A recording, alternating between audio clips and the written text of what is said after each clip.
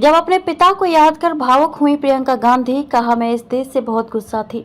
लोकसभा चुनाव के तीसरे चरण की वोटिंग से पहले कांग्रेस नेता प्रियंका गांधी ने मध्य प्रदेश के मुरैना में एक रैली को संबोधित करते हुए प्रधानमंत्री नरेंद्र मोदी पर जमकर निशाना साधा। उन्होंने कहा कि 19 साल की उम्र में जब मैं अपने शहीद पिता के टुकड़े घर लाई तो मैं इस देश से बहुत गुस्सा थी। पीएम मोदी मेरे पिता को देशद्रोही बोलते हैं। कांग्रेस नेता प्रियंका गांधी ने कहा कि मैं समझती हूँ कि शहादत का क्या मतलब होता है। मैंने अपने पिता को सुरक्षित आपके पास भेजा और आपने टुकड़ों में उन्हें लौटा दिया, लेकिन धीरे धीरे मुझे शहादत का मतलब समझ में आया। मैं कैसे समझाऊं जब पीएम मोदी मंच पर खड़े होकर मेरे पिता को देशद्रोही बोलते हैं। जब पीएम मोदी ने मंच पर खड़े होकर मेरे पिता पर अपनी मां से विरासत लेने के लिए कुछ कानून बदलने का आरोप लगाया।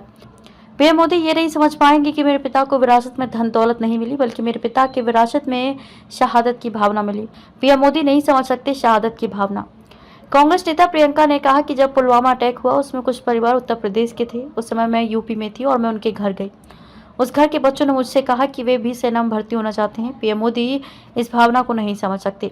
वे हमें देशद्रोही कहें, सदन से बाहर निकालें या कुछ भी करें, लेकिन हमारे दिल से इस भावना को कोई नहीं हटा सकता। किसान आंदोलन को लेकर पीएम मोदी पर निशाना साधा। कांग्रेस नेता प्रियंका गांधी ने रैली को संबोधित करते हुए कहा कि दिल्ली बॉर्डर पर लाखों किसानों ने आंदोलन किया, लेकिन पीएम मोदी ने उनकी एक बात नहीं सुनी। जब उत्तर प्रदेश का चुनाव आया और सैकड़ों किसान शहीद हो गए, तब जाकर तीनों काले कानून वापस लिए गए। मैं किसान परिवारों से मिलने गई तो मुझे ही गिरफ्तार करवा दिया, लेकिन मंत्री और उसके बेटे को गिरफ्तार नहीं होने दिया, जिन्होंने किसानों को कुचला।